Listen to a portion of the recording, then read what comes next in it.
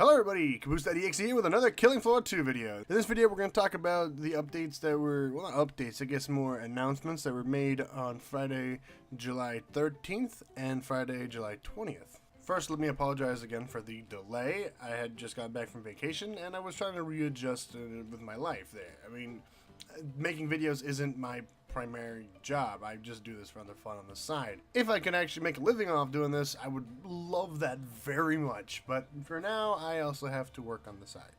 I have some more videos coming up for Killing Floor 2. I'm probably going to do some on the bosses and then some of the more tougher enemies and before some of the weaker ones. I was asked to do a series on talking about how to do Hell on Earth, and I'll probably be doing some videos on that for sure. And just in between those videos, I'll probably be posting my attempts on Hell on Earth, because in order to actually talk about it, I need to actually do it myself. Other than that, I'm probably going to do some Payday videos and some Destiny videos, just some stuff on the side, just various videos. But anyway, enough dilly-dallying, let's jump right in. So, starting with last week, we have a new weapon coming out. It's actually a returning weapon from Killing Floor 1. That weapon is the FN FAL, or as I call it, the FN FAL. However, this weapon isn't actually bad. In fact, it is going to be a tier 4 weapon for both Commando and Sharpshooter, because of its 4x scope, I guess. It's a really good weapon from Killing Floor 1. It's actually one of the more higher tier weapons from Killing Floor 1. So it's going to be pretty cool to have it back. It had a pretty decent stats all around. I'm just going to show the Killing Floor 1 stats here just because that's all we really have to go off of right now. It is likely that these stats will be changed when they enter Killing Floor 2, but this is just, I guess, kind of an idea for what it'll probably be similar to. Next up, for the Friday the 13th announcement, they're announcing that they're going to be having a poll for which weapon they want to bring back from Killing Floor 1. Supposedly, only one of these 3 weapons will ever return, so you better pick the right one. You better cast your vote and hope that you got that weapon that you voted for to come in. The weapons are the Fire Axe, which in my opinion will probably be just a kind of upgraded version of the starting weapon for the Berserker, which would be, you know, the shovel. So probably just like a higher damaging shovel, similar to how the Centerfire is a better version of the Winchester for the Sharpshooter class. I would love to have the Fire Axe just because it's, you know, it's a Fire Axe. Who doesn't like a Fire Axe as a melee weapon? The next one is the Thompson Submachine Gun. In Killing Floor 1, the Thompson was actually a commando perk weapon, but because it's classified as an SMG, when it comes to Killing Floor 2, it'll most likely be for the SWAT and possibly for the commando as well. This was a fun weapon to use, and it wasn't really much inexpensive, so it's probably going to be a lower tier weapon if it gets added. I would like to have it just because I like this weapon in general. In real life, I've always wanted to shoot one myself. It's a pretty decent weapon in Killing Floor 1. It's nothing spectacular, but it's fun to use, and who doesn't like the Thompson? Like, it's just a Thompson. Who doesn't like that weapon? And lastly, there is the M32 Grenade Launcher. This is the 6-shot grenade launcher. It was actually one of my favorite Payday weapons. Originally, I actually hated it in Payday 2, but then I tried using it more and I realized this is actually a really good weapon. I didn't really play much Demolition in Killing Floor 1, but going back and trying it myself, I wish I had, just because it's fun. It takes a long time to reload, though. I think this weapon should be the one added, just because it'd be kind of a good rival to the RPG. But then again, we also have several other weapons for Demolition that fire several shots, so maybe not the best idea, but it still seems like something we should have, because it goes with the whole, we have the single-shot grenade launcher, why not have the one that can fire 6 shots as well? Fast forward to July 20th, and we have a new weapon across both games. It is the HM Tech 501 Medic Rifle. Alright, this is a brand new weapon, and it's of course for the medic. It's similar to the M16 M203 Assault Rifle, which is for the Commando and Demolition. The similarities are that it's an assault rifle that shoots grenades as a secondary option. However, being a weapon for the medic means that its grenades will probably replace its syringes. My guess is that it's going to be not a long-lasting cloud that gets created when you shoot the grenades here, because it would render the grenades that you throw completely useless. I think it's got a cool design, though. I think it looks really nice. Somehow, it's very Swiss-looking. I can't wait to use this. It's been a while since we've had a good medic weapon added. I mean, we had the Hemogoblin added, and I was not quite a fan of that. I was not a fan of that. Not a fan, and I'm not sure if anyone actually likes it. If you like it, let me know how to properly use it, because, I don't know. I've only met one person who found it actually decent. That's only after they forced themselves to use it for an extended period of time. So I'm really interested to see this one, so that way medics can have a more viable attack weapon as well. This weapon was apparently going to be a tier 5 weapon? I mean, that's pretty high up there. That's pretty awesome, so I can't wait to see it.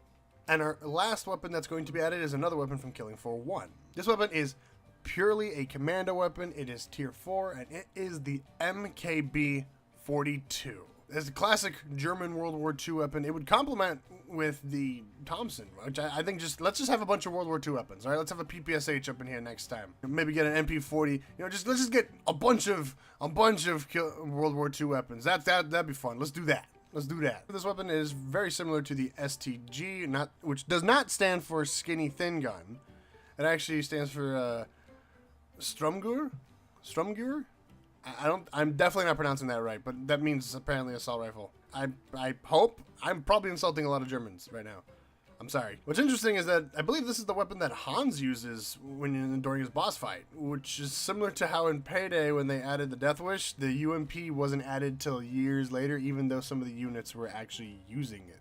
In Killing Floor 1, this is actually a pretty decent weapon, so I'm pretty excited to have it come back. It's just kind of like a better assault rifle, so maybe it's gonna have more variant in Killing Floor 2 than it does in Killing Floor 1. Either way, I'm pretty excited to try out this new tier 4 weapon for the Commando. Commando is not one of my favorite perks. I mean, it's a fun perk to use, but I don't see it as something viable for higher difficulties, but we'll get into that some other video.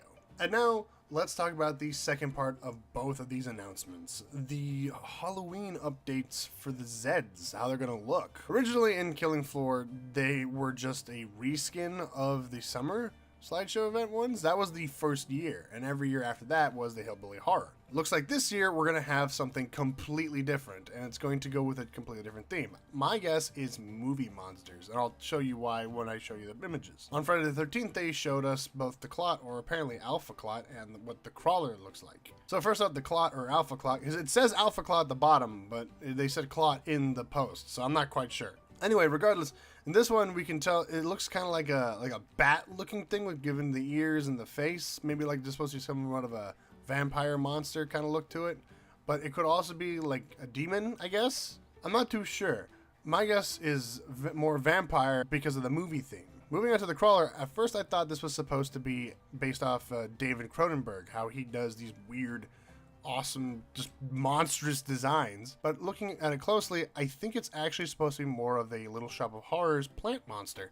Like all the limbs are actually supposed to be vines and roots and stuff. But at first glance, it reminded me of Rick and Morty's Rick Potion number 9, how they Cronenberg the world up.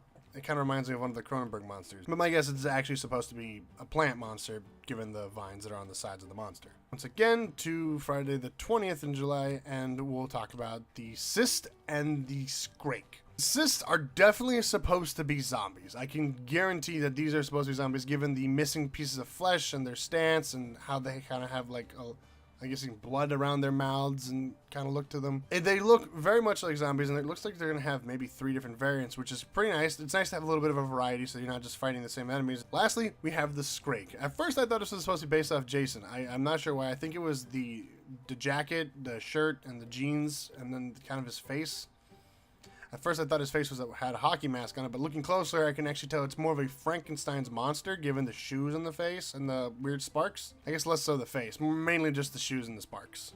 So I'm assuming it's supposed to be Frankenstein's monster. So this is kind of like these weird like classic movie monsters. We got a plant monster, zombies, Frankenstein's monster, and vampire. This leads me to believe that later on we're going to have maybe some mummies and wolfmen walking around. I don't know. I think it'd be pretty cool just to see a nice variety of more classic monsters and even some more newer ones, you know? Maybe there will be a David Cronenberg-esque monster. Maybe that's what the Fleshpound will be. I want to know what the Fleshpound's going to be. I want to hear what you guys think the other ones are going to be before they show them off. Also, in the comments, aside from just what monsters you think they're going to look like, what are you voting for? If you want to tell us, tell me what you're voting for and why you think that weapon should be added. If there's any other weapons you think should be added, let's see them in the comments. I love reading the comments. I try to answer every comment I see. I appreciate you guys posting them and enjoying the videos I've been making. I love it when I just see that you guys are enjoying them. I put a lot of effort into these.